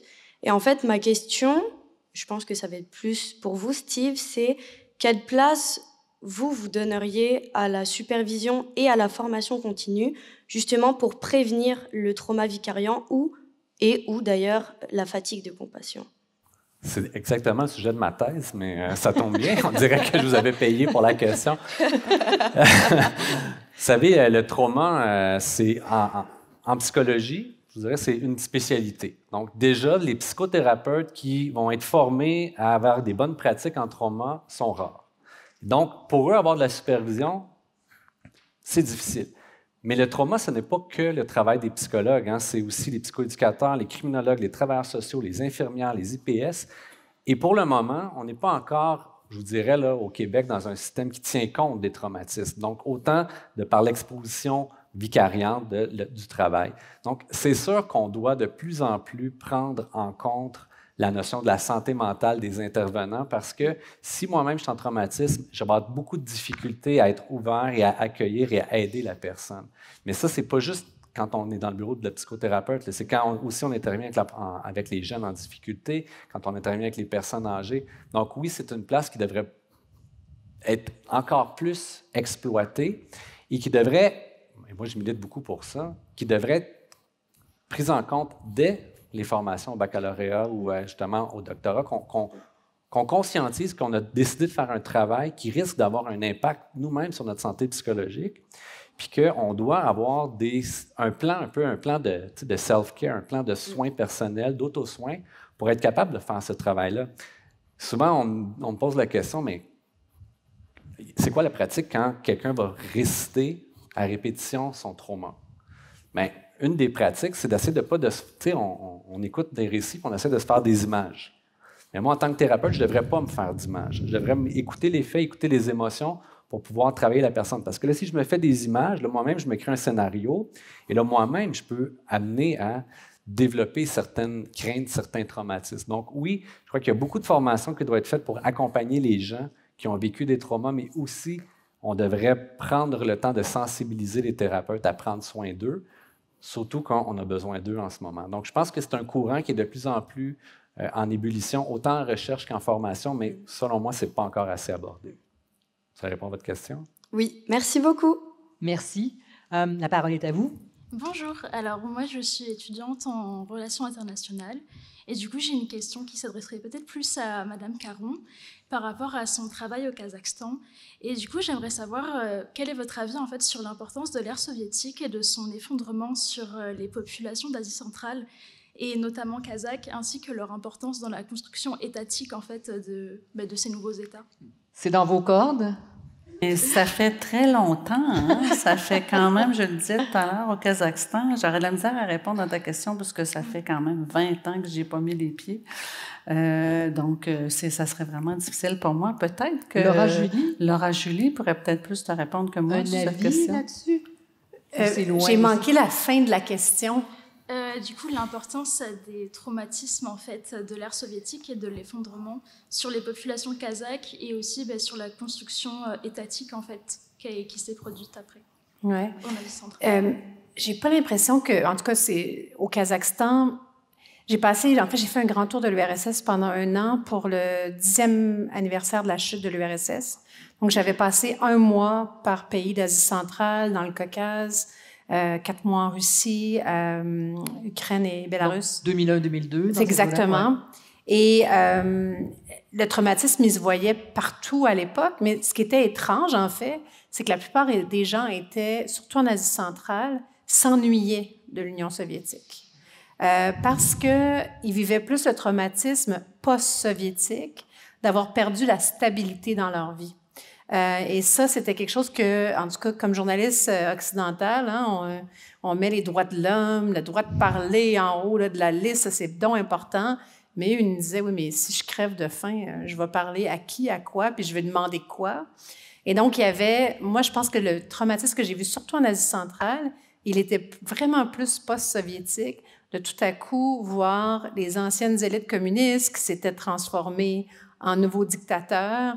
J'avais un peu fréquenté là, les cercles de Nazarbayev à l'époque où justement il se présentait en grand défenseur de la liberté de presse. J'avais été des événements alors qu'il y avait la moitié des journalistes à Almaty qui étaient en prison. Donc, c'était vraiment ce traumatisme-là de vivre on leur avait dit en fait que les choses avaient beaucoup changé, puis ils se rendaient compte que c'était la même chose, sauf qu'il n'y avait pas la stabilité, il n'y avait pas aussi la garantie de l'État qui allait les nourrir, s'assurer qu'ils avaient un travail et tout ça. Donc, aujourd'hui, après, je suis retournée à 20 ans, je suis allée voir les mêmes personnes. J'ai, notamment au Kyrgyzstan, j'avais rencontré une famille de nomades, puis j'étais allée les voir 20 ans plus tard. Et là, ils étaient plus dans un processus où ils étaient contents que l'Union soviétique, ça soit terminé. Et là, ils se sentaient plus en maîtrise de leur avenir et vivaient plus de leur indépendance. Ils avaient réussi aussi à construire un espèce de système économique autour d'eux, notamment les nomades, parce que pendant la période soviétique, les nomades étaient pris complètement en charge, hein? Mais c'était aussi un petit peu de l'esclavage, même c'était très, très, très, très encadré ce qu'ils vivaient. Là, ils nous disaient, bien maintenant, quand on travaille fort, bien, le fruit de nos efforts vient à nous. Donc, je pense qu'il y avait comme un mélange des deux, mais c'est sûr que je voyais comme une résolution à 20 ans. Je voulais retourner pour le 30e anniversaire. La Russie ne m'a pas laissé rentrer. C'était juste avant le temps des fêtes. Là. On m'a dit votre idée de reportage est excellente, mais ça ne sera pas possible. Donc, je voulais retourner voir les gens, justement, et parler de tout ça, comment ils se sentaient par rapport à ça. Mais là, on sent un certain renfermement. Là, et donc, dans le cas de la Russie, c'est Poutine a pendant 15 ans utilisé, en fait, glorifié le passé de la Deuxième Guerre mondiale et utilisé, donc, et déshumanisé les autres, donc utilisé l'idée du nazi, hein, qui est comme une espèce d'être amorphe, qui tout à coup est devenu la personne qu'on présente comme l'ennemi, mais dans ce cas-ci, c'est l'Ukrainien. Mais donc, cette déshumanisation-là qui se fait grâce, en utilisant ce traumatisme d'antan qui a été passé de génération en génération. Mais c'est une bonne question, puis je vous invite à aller sur le terrain pour faire de la recherche, puis nous ramener ça. Merci pour votre question. Merci. Monsieur? Bonsoir. Je vous remercie de votre témoignage. Et moi aussi, je suis un témoignage vivant. J'ai vécu une guerre, j'étais tout enfant. Monsieur Steve, vous avez parlé des traumatismes, etc. Étant dans notre pays, on n'a pas cette façon de faire, mais la société a énormément contribué à ce que les traumatismes soient quand même atténués. La preuve, je suis là. J'ai 70 ans et je ne suis pas un réfugié, non, je suis un immigrant. J'ai fait ce choix de venir au Québec parce que le Québec m'avait accueilli il y a plus de 40 ans. Mais ma question s'adresse à Madame Laura Gilles-Perrault. Je suis ravi, je suis même très réjoui à ce que les responsables de ces événements malheureux soient traduits en justice. Encore faut-il que ce soit tous sans distinction. Sans distinction aucune, ni de peau, ni de religion, ni de tout ça. Je vous remercie. Et que pensez-vous? Est-ce que la justice internationale, quand on dit internationale, s'il y a une, est-ce qu'elle peut intervenir dans ce cadre sans aucune distinction? Merci. Est-ce que je peux, monsieur, vous demander, et vous répondez si vous voulez, mais une précision pour notre bénéfice, vous parlez de quelle guerre en particulier qui vous a marqué? Je parle de la guerre d'Algérie que Mme Mavroukakis... Je voulais juste qu'on le nomme. Oui. Laura Julie. Madame Mavroukakis, excusez-moi le nom là, je suis né en Algérie, je suis né juste avant la guerre, j'ai vécu toute mon enfance pendant la guerre, il y a eu quand même des traumatismes, mais je ne sais pas si je pourrais dire, je ne veux pas quand même toucher un peu les sensibilités des gens ici. Je voulais juste que vous nous situiez géographiquement, mais je ne veux pas, c'est pas une inquisition. Mon père est mort à la suite des blessures, de la torture qui lui a été infligée. C'est maman qui a pris tout ça en charge, nous étions quand même assez nombreux, elle faisait tout. Moi, je suis enseignant et je disais aux élèves, maman m'a jamais été à l'école, mais comment elle fait pour savoir si je travaille bien ou pas? Merci beaucoup. Merci, monsieur. Laura? Pour ce qui est de la justice internationale, je pense qu'en effet, c'est loin d'être un système parfait. Parce que ça dépend, premièrement, les régimes qui gagnent les guerres sont jamais traduits devant la justice internationale, en général. On le voit avec le régime Assad, pour l'instant, c'est ça, on est capable d'attraper un bourreau, un médecin qui aurait fait des trucs horribles. Ils deviennent comme des symboles des souffrances qui ont eu lieu, mais on sait qu'il y aurait des milliers de personnes qui pourraient être traduites en justice, et surtout ceux qui ont pris les décisions. Et donc, pour l'instant, ça devient très, très, très difficile. Ce qu'on voit, par contre, en Ukraine, et ça, je pense que c'est en Syrie, premièrement, il y a eu vraiment des grandes initiatives qui ont été prises pour qu'il y ait une vraie documentation qui soit ramassée. Il y a des gens qui mettent leur vie en danger pour ramasser les documents de manière à ce que quand ça arrive devant la cour, on a des preuves, on a des documents qui tiennent devant une cour de justice. Donc, à Koblenz, en Allemagne, ça a vraiment été utilisé en plus des témoignages de ceux qui ont vécu. Donc, parce qu'il y avait beaucoup de frustration dans le passé où on savait des choses, mais on arrivait devant une cour de justice et la preuve n'était pas assez forte. Donc ça, pendant la guerre de Syrie, il y a eu vraiment, autant pour les crimes commis par le régime Assad que les crimes commis par l'État islamique et même les autres groupes de belligérants, il y a vraiment un travail foudroyant qui a été fait et d'un immense courage. En Ukraine, on le voit aussi, les crimes de guerre sont documentés au jour le jour. Il y a énormément de gens qui sont sur le terrain, qui vraiment documentent tout ça, et on voit qu'il y a même un début de justice qui se fait en temps direct. Mais c'est un peu différent parce que puisque c'est un conflit entre deux pays, ce qu'on n'avait pas vu énormément récemment, on voyait surtout des conflits internes. Là, on a un pays qui est envahi et qui est capable de documenter ce que l'autre fait, mais il faut s'assurer en effet que des deux côtés, la documentation se fait. Mais c'est en effet, la justice internationale, ça reste plein de trous, et que oui, est-ce que tout le monde va payer?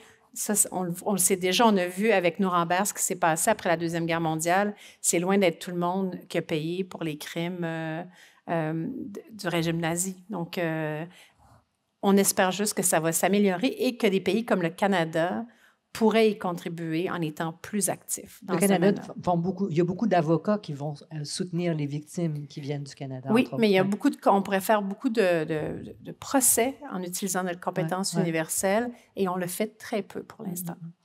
Alors, pour les gens qui sont au micro, la parole est à vous pour terminer cette soirée. Monsieur qui vous êtes joint, vous aurez la dernière question, donc privilège boni. Madame, la parole est à vous. Bonjour. Tout d'abord, je veux vous dire un gros merci pour cette discussion. Ça m'a fait réfléchir, faire vivre plein de choses. Là, je vais poser la question, mais ce que mon prédécesseur a dit, ça vient un peu chambouler justement des choses émotives chez moi. Là, j'ai entendu mon grand-père qui s'est battu toute sa vie pour la justice des personnes qui ont vécu la guerre en Algérie, puis ma mère a vécu beaucoup de choses. Fait que là, j'ai essayé de formuler ma question en faisant abstraction de tout ce qui se passe. Mais oui, donc dans l'optique d'alléger le poids des guerres, dans le fond, présentement, je fais un stage en milieu scolaire dans un milieu très diversifié culturellement, puis je reprends les suivis où j'observe que je soupçonne des réactions post-traumatiques chez les élèves. Puis, avec mes collègues qui avaient ces suivis-là auparavant, je ressens un certain inconfort par rapport à parler de ça, comme si c'était pas vraiment dans leur imaginaire. Puis, je voulais savoir un peu pour vous, comment on peut favoriser le dialogue, parce que c'est un sujet sensible, mais en même temps, il faut que les gens soient ouverts à s'outiller puis à être prêts à en parler pour pouvoir détecter ça. Donc, voilà. Merci pour votre question. Ben, écoute, en quoi ton stage est en quelle discipline? Ben, dans le psychoède. Ah, mais salut! Mais écoutez, une chose qu'il faut comprendre, c'est qu'il ne faut pas être intrusif. Si la personne ne veut pas parler de ce qu'elle a vécu, c'est vraiment, il faut le respecter. Tu sais, souvent, on va poser... Un des mauvais réflexes qu'on a en stress post-traumatique, surtout après un événement, c'est de vouloir demander à la personne « Qu'est-ce que tu as vécu? » puis nous donner des détails de ce qu'elle a vécu. c'est non. Ça, c'est non. Donc, je pense qu'il faut plus être à l'écoute de ses réactions et à ce moment-là, pouvoir l'aider à gérer ses réactions. Pour ouvrir le dialogue, en fait, ça serait plus de lui demander, tu sais, plutôt de dire comment tu vas, qu'est-ce qui s'est passé, mais qu'est-ce que tu as de besoin en ce moment? Juste, ma question, c'était en fait avec les collègues autour qui le suivent. Oh, okay. Pas le client en soi. C'est de favoriser le fait que, bon, ben, c'est des gens qui ont des bagages difficiles, mais que c'est ça, qu'on soit à l'aise de parler du poids des guerres, là, justement. Bien, je t'invite à lire un livre d'une collègue, Delphine Collin-Vézina. Je ne sais pas si c'est qui, avec l'approche ARC. Okay? Donc, l'approche sur le trauma complexe, c'est vraiment une approche pour implanter dans des milieux comment on peut outiller les intervenants à prendre compte que des fois, un geste que je peux faire pour aider un enfant, je ne le sais pas, mais lui, c'est une réactivation de son stress post-traumatique.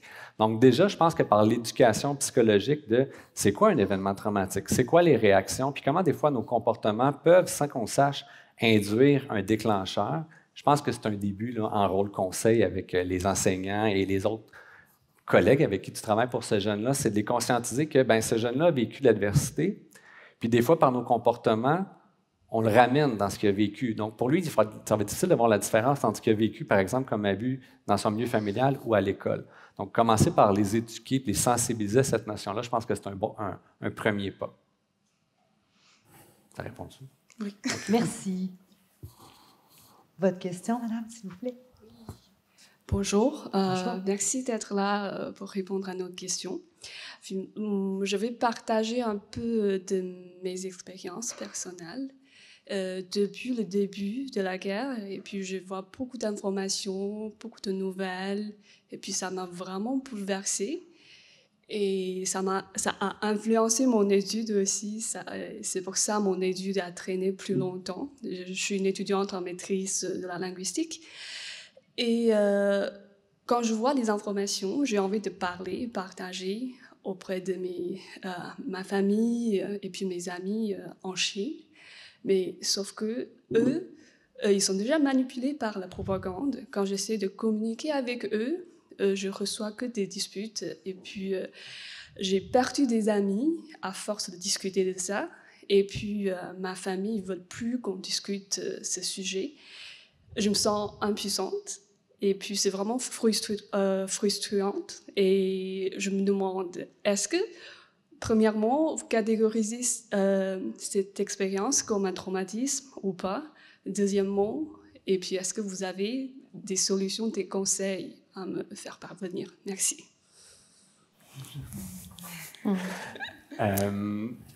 Écoute, je ne voudrais pas te poser plusieurs questions devant tout le monde là, pour respecter la confidentialité, mais on se pose la question en ce moment. Est-ce que, par exemple, nous tous qui avons été exposés à répétition aux événements du World Trade Center, est-ce que le fait d'avoir vu ces épisodes-là, l'image de l'homme qui se jette par la tour, peut nous créer un traumatisme chez nous? Pour l'instant, pour des raisons, je dirais, d'intervention, on se dit, bien, est-ce que cette situation-là est arrivée à un de tes proches? Est-ce que c'est un de tes proches qui était directement dans la guerre ou est-ce que quelqu'un a vécu la guerre dans ta famille? À ce moment-là, oui, on pourrait parler d'un stress post-traumatique. Sinon, c'est sûr que, c'est ce que je disais tantôt, on le sait, l'exposition, à un certain degré d'être très exposé à des médias qui rapportent toujours les nouvelles, mais qui sont négatives, va augmenter l'anxiété d'une personne. Et là, cette anxiété-là peut amener plusieurs réactions qui ressemblent au stress post-traumatique parce que avant 2013, avant le DSM-5, le stress post-traumatique était considéré aussi comme une réaction d'anxiété. Donc ça vient avec des ruminations, on pense souvent, on a des difficultés à dormir, on a des pensées intrusives et ça va amener souvent des difficultés relationnelles. Donc, quoi faire par la suite? Bien, écoute, ça serait long à répondre, mais en fait, il faut que tu sois capable de nommer l'émotion que tu vis et après ça, de voir comment tu peux la réguler et l'accepter. Mais sinon, si ça fait vraiment longtemps, je t'invite vraiment à consulter quelqu'un parce que ce n'est pas signe de faiblesse. Ce qu'on dit avec l'anxiété et le trauma, c'est que c'est des réactions normales à des situations qui sont anormales. C'est humain de réagir de la manière que tu nous le décris. Puis je pense que monsieur est un bon exemple aussi que ces réactions-là peuvent aussi, parce qu'on parle beaucoup de troubles de stress post-traumatique, mais on peut parler de croissance post-traumatique, peut nous aider à devenir des meilleurs êtres humains. Je pense que et Laura Julie et Catherine, vous vouliez brièvement intervenir. Laura Julie? Ce que vous nous dites, on l'entend beaucoup ces temps-ci, aussi venant des Ukrainiens et des Russes. Les Ukrainiens notamment qui sont en Ukraine et qui parlent à leur famille qui est en Russie, la famille qui ne croit pas. Ils leur disent il y a des bombardements dehors. Je pense qu'on a lu beaucoup ces histoires-là. Et ce qui est inquiétant en ce moment, en fait, c'est toute cette désinformation-là qui a lieu à travers le monde et qui fait qu'il y a une espèce d'aliénation entre des proches sur ce qui se passe dans la réalité. Donc, j'ai beaucoup d'empathie pour ce que vous vivez. Et je pense que c'est un gros défi qu'on va devoir surmonter. Il y avait Maria Ressa, qui a gagné le prix Nobel de la paix il y a 2 ans, qui était ici à peine la semaine dernière à McGill, et qui disait que le combat pour la vérité, c'est le combat, c'est la prochaine guerre qu'on est en train de mener. Elle dit la 3e guerre mondiale est commencée, et c'est celui-là. Les Russes donc m'ont dit qu'ils ont trouvé des gens autour d'eux qui avaient les mêmes antécédents qu'eux, mais qui pensaient comme eux que ça faisait du bien de se tourner vers ces groupes-là, parce que la famille, on ne peut pas complètement les ignorer. On continue de leur parler, mais de trouver des gens qui vous entendent dans ce que vous avez à dire, je pense que c'est particulièrement important. Oui. Catherine? Merci. Oui, on a beaucoup parlé de post-traumatique, de stress post-traumatique. J'aimerais vous dire que c'est pas nécessaire de penser à partir d'un diagnostic, ce que vous vivez, c'est valable, même si on ne sait pas ce que c'est, et ça fait partie de la vie, ça peut se mélanger à d'autres choses, etc. Donc, bien sûr, si vous avez des soucis, il faut aller voir quelqu'un, mais je tiens à vous dire aussi qu'il y a quelque chose de, peut-être dans le diagnostic, qui est à la fois rassurant, puis en même temps, source d'anxiété, parce que est-ce que c'est bien ça que j'ai? Donc, on est un réseau, on est des gens, on continue à vivre malgré des situations, donc peut-être qu'il y a plein de choses à défaire en même temps. Donc, je voudrais pas qu'on crée de l'anxiété et que tout le monde se demande est-ce que j'ai vécu? Non, on vit des choses, et puis ça a des noms que vous allez nommer, et c'est vous qui savez ce que vous vivez. Voilà. Roxane? Exactement dans le même sens, en fait. Et je pense notamment à des groupes de parole. Tu sais, parfois, on peut aussi se retrouver entre nous, c'est-à-dire certaines amies, etc., des collègues qui sont affectés par un événement. On l'a fait nous-mêmes à l'école de travail social en lien avec l'explosion qu'il y avait eu dans le port de Beyrouth. Et on était plusieurs à l'école affectés, de près ou de loin, des personnes d'origine libanaise ou pas. Moi, je ne le suis pas, mais j'avais des liens là-bas, des étudiants, des étudiantes aussi qui ont parlé. Donc, vraiment, des groupes de parole aussi, tout simplement, pour libérer ces émotions sans nommer effectivement de diagnostic, ou en tout cas, je ne pourrais même pas de toute façon. Mais parfois aussi, le groupe de parole peut être quelque chose aussi à penser. Donc, ça rejoint Catherine. Un point qui est vraiment important, là, puis ça, je pense qu'on en parle depuis tantôt, c'est omniprésent. Une des meilleures façons de gérer ces réactions-là de stress, d'anxiété, c'est la connexion sociale.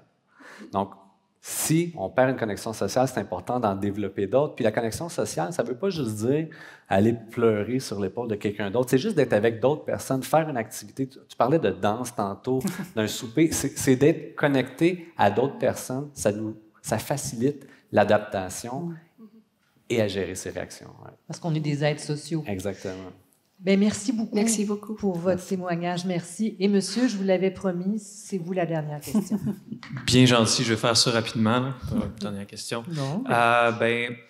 Ma question portait sur, vous avez mentionné tout à l'heure que c'était assez nouveau, en fait, dans l'histoire de la guerre puis de l'analyse scientifique de la guerre, qu'on s'intéresse à la question du trauma et aux éléments psychologiques associés. Ma question, c'est de dire, est-ce que vous pensez que les différentes conventions qui régulent la guerre en ce moment, telles que la Convention de Genève, sont encore pertinentes pour aussi prévenir ces éléments-là? Merci. On tombe dans le domaine de la science politique, davantage peut-être, puis de la gestion internationale des traités. Le psychopédagogue va s'abstenir. Est-ce que quelqu'un a envie de parler de ces ententes internationales, donc ces traités, ces grands traités qui gouvernent? Est-ce que que, comme dans bien des secteurs, ils sont désuets puis ils devraient être revus, remaniés, refondés. Laura Julie? Oui, je pense que, je veux dire, pour aller dans les détails de la Convention de Genève, vous parlez surtout de celle pour les réfugiés ou pour les crimes de guerre? Ça inclut pas mal tout, en fait. Parce que c'est aussi la question de la régulation du comportement des personnes qui sont armées aussi. Parce que ils participent à ça.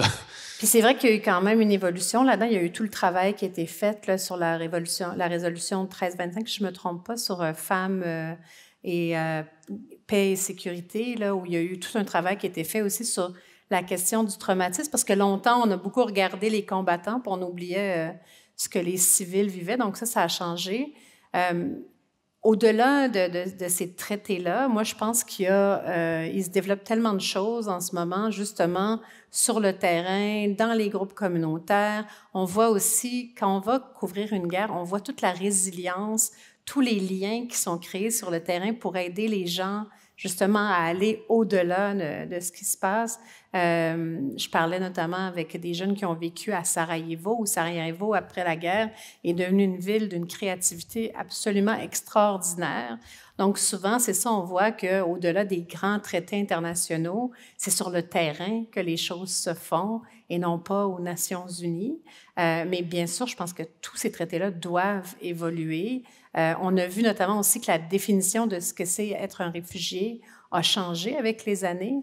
Maintenant aussi, comme le Canada a été le premier pays, à reconnaître que les violences, les gens qui sont victimes de violences sexuelles ou qui ont de la discrimination sur la base de leur sexe sont aussi des gens qui sont persécutés. Donc, on voit que le spectre de comment on comprend le traumatisme, la souffrance humaine s'élargit, puis on espère juste que ça va continuer.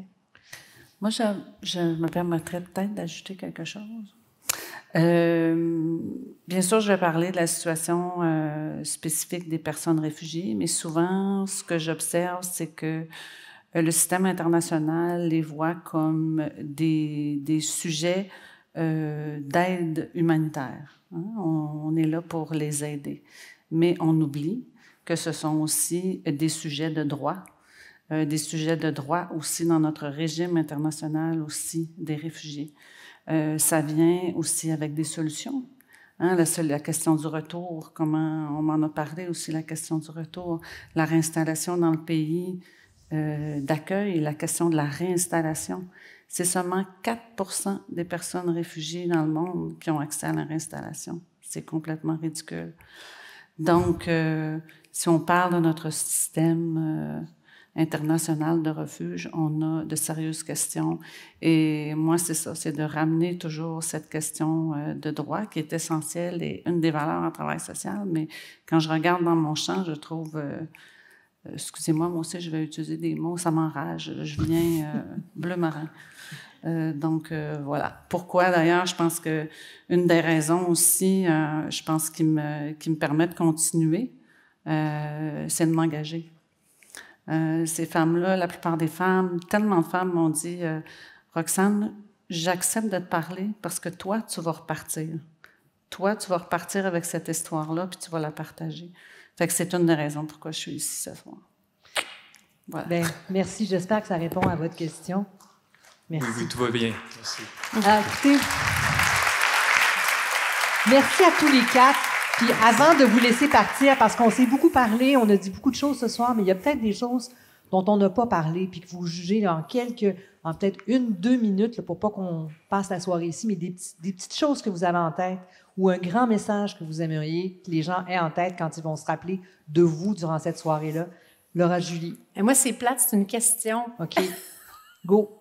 Je veux savoir, parce qu'on a beaucoup parlé de comment on traite le traumatisme des gens qui l'ont vécu, mais comment on traite le traumatisme des gens qui en ont hérité? Parce que ça, c'est... En fait, c'est les mêmes pratiques vont s'appliquer, mais avec certaines stratégies différentes là, quand on parle de processus thérapeutique, mais il y a tout aussi le processus de travailler l'environnement de la personne. Donc, c'est souvent en aidant les parents, par exemple, qui ont un stress post-traumatique dans leurs compétences parentales, dans comment gérer eux-mêmes leurs émotions, leur activité, pour justement influencer comment le coaching parental, en fait, va faire en sorte qu'ils vont avoir des stratégies ou est-ce qu'ils vont apprendre à leurs enfants à peut-être mieux réguler leurs émotions? Fantastique. Catherine? Non, j'ai rien de spécial à dire. Je voudrais simplement vous remercier, Chantal, et remercier les organisatrices et organisateurs de ce beau panel. Merci beaucoup. Bien, merci à vous. Steve? Bien, je vais reprendre, je pense, l'idée de la mise en garde du début. Ouais, comme je pense que vous avez vu, on a parlé de trucs qui peut shaker les gens. Dites-vous que est-ce que si vous vivez, après en s'en allant chez vous, vous dormez mal, puis moins d'appétit ce soir, dites-vous que c'est des réactions normales, hein, parce qu'on a parlé d'atrocité, puis vivre ces réactions-là, ça prouve que vous êtes encore humain. Donc, si après 2-3 jours, là, ça ne va pas mieux, ben, je vous conseille peut-être juste un appel pour voir là, un service d'aide. Roxane? Bien, moi, j'ai fait mon petit message à la réponse, ma réponse à monsieur. Mais j'ajouterais peut-être d'impliquer, dans le fond, d'impliquer aussi les personnes réfugiées elles-mêmes, tu sais, dans les ressources, dans les solutions. Là, on parle de... Je ne suis pas moi-même, je le dis souvent, je ne suis pas moi-même réfugiée, je n'ai pas de parcours de migration ni de parcours de refuge, mais de, justement, rendre audibles, les écouter, ces personnes-là, mais aussi plus que les écouter, les impliquer dans les solutions. On parlait de solutions à la situation des réfugiés. Donc voilà, je pense que c'est un des éléments que j'ajouterais. Bien, merci beaucoup tous les quatre et merci à vous dans la salle pour votre présence. Puis à une prochaine. Bonne soirée.